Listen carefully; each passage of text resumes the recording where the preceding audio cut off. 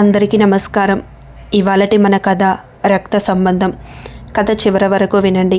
నచ్చితే లైక్ చేయండి. కొత్తగా ఎవరైనా చూస్తున్నట్లయితే ఛానల్ సబ్స్క్రైబ్ చేసుకోండి. స్కూలు నుంచి రమణ తాత రిక్షాలో ఇంటికి వచ్చేటప్పటికి స్వప్నకు తన ఇంటి ముందు హడావుడి కనిపించింది. తల్లి తండ్రి వాకిట్లోని అరుగు మీద పడుకొని ఉన్నారు. వారి మీద తెల్లబట్ట కప్పి ఉంది. మొహాలు మాత్రం కనబడుతున్నాయి 8 ఏళ్ల స్వప్నకి. వారిద్దరికీ బైక్ మీద వెళ్ళేటప్పుడు యాక్సిడెంట్ అయిందని నెమ్మదిగా తెలుస్తుంది స్వప్నకి. అయినా సరే గంట నుంచి అమ్మ నాన్న లే అని పిలుస్తూ వారిద్దరిని తన చేత్తో తట్టి లేపాలని ప్రయత్నిస్తుంది. తనకే తెలియకుండా ఏదో అర్థమవుతూ గుండె కలవరపడడం ఎక్కువవడం, తనకు చాలా బాధగా అనిపించి ఏడుపు వచ్చేయడం తెలుస్తుంది స్వప్నకు. ఆమె తల్లి తండ్రి కులాంతర వివాహం చేసుకొని అందరికీ దూరంగా వచ్చేశారు. వీళ్ళ మొహాలు గత 10 ఏళ్లుగా ఏ ఒక్క బంధువు చూడలేదు. స్వప్న తండ్రి అంటే అమితమైన ప్రేమ ఉన్న అతని అక్క అఖిలతో సహా ఈ రోజున ఈ దుర్వార్త పక్క ఊరిలోని అఖిలకు చేరింది.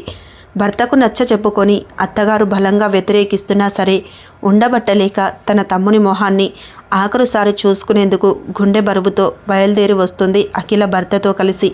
అనాథ పిల్లరా, ఇక ఈ పిల్ల వారిద్దరిని అందరం తలభుజం ఆసర ఇచ్చి సాగనంపుదాం అని ఊరు వారు అనుకుంటున్నారు. పక్కనే ఉండి మాట్లాడుకుంటున్న ఆడవాళ్ల మాటలతో తాను ఒంటరిదాన్ని అయిపోయానని స్వప్నకు తెలుస్తోంది. ఆగకుండా వెక్కి ఏడుస్తుంది. ఎవరో ఒకరు స్వప్నను కాసేపు దగ్గరకు తీసి ఓదార్చి మళ్ళీ తమ దారిన తాము వెళ్ళిపోతున్నారు. అమ్మా లేమ్మా, అమ్మా లే అని అంటూ వెక్కి ఏడుస్తుంది స్వప్న తల్లి గుండెల మీద పడి తలవాల్చి. చిన్న పాపను అలా చూస్తూ అందరికీ గుండె తరుక్కుపోతుంది. అప్పుడే గుమ్మంలోకి అడుగు పెట్టింది అఖిల. దీనంగా ఏడుస్తున్న స్వప్నను చూసిన అఖిల స్వప్న అని గట్టిగా పిలుస్తూ రక్త సంబంధం తాలూకు పాసం ఉప్పొంగగా అంతటి కష్టంలో పడ్డ మేనకోడలి మీద ప్రేమతో జాలితో తన గుండెలకు అదుముకుంది స్వప్నను. ఏమిటో 2 గంటల నుంచి మనసు నీరసపడిపోయింది స్వప్నకు. తల్లి తాలూకు ప్రేమ స్పర్శ అందక ఇప్పుడు మేనత్త గుండెల్లో ఒదిగిపోగానే అదే అమ్మ స్పర్శలా అనిపించింది. అదే అమ్మ సమక్షంలా హాయినిచ్చింది. అంతే, ఇక గట్టిగా అఖిలను అల్లుకుపోయింది స్వప్న. కార్యక్రమాలు ముగిశాక తన మేనకోడలి చెయ్యి పట్టుకొని తన ఇంటికి వెళ్ళింది అఖిల. అది ముందే ఊహించిన అఖిల అత్తగారు గుమ్మంలోనే తన స్వంత బంధు బలగంతో వ్యతిరేకిస్తూ సిద్ధంగా ఉంది. అఖిల భర్త వెంకటేశ్వర్లు తల్లికి గట్టిగా ఒకటే మాట చెప్పాడు. ఈ ఇంటిపైన అఖిలకు కూడా సమమైన అధికారం ఉంది. తనకు కావలసిన వారికి తన ఆశ్రయం ఇవ్వాలనుకుంటే మనం ఎవరం అడ్డు పెట్టకూడదు. ఒకవేళ నువ్వు మరీ మొండికేస్తే రేపొద్దున నువ్వు పోతే నీకు నేను అగ్ని సంస్కారం చేయాలా వద్దా అని.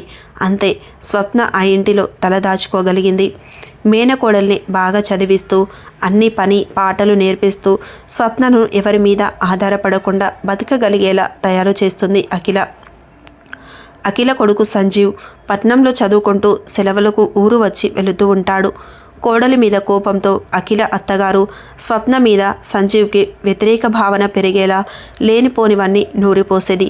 సంజీవ్ చదువంతా పూర్తి చేసుకొని ఊరిలోనే తల్లి తండ్రి నిర్మించిన హాస్పిటల్లో డాక్టర్గా స్థిరపడేందుకు ఊరికి వస్తున్నాడు. గత 2 ఏళ్లుగా స్వప్న సంజీవుల మధ్యన అనుకోకుండా అప్పుడప్పుడు దొంగచూపులు, పరోక్షంగా కొంటె భావనలు పంచుకోవడాలు నడిచేవి.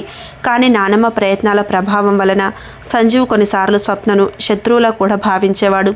వారిద్దరి మధ్య కాస్తంత ఉండిలేని ప్రేమ నడుస్తూ వస్తుంది. ఈరోజు సంజీవ్ రాగానే నీతో పెళ్లి విషయం మాట్లాడతాను, నీకు బావంటే ఇష్టమేనా అని అడిగింది అఖిల స్వప్నను.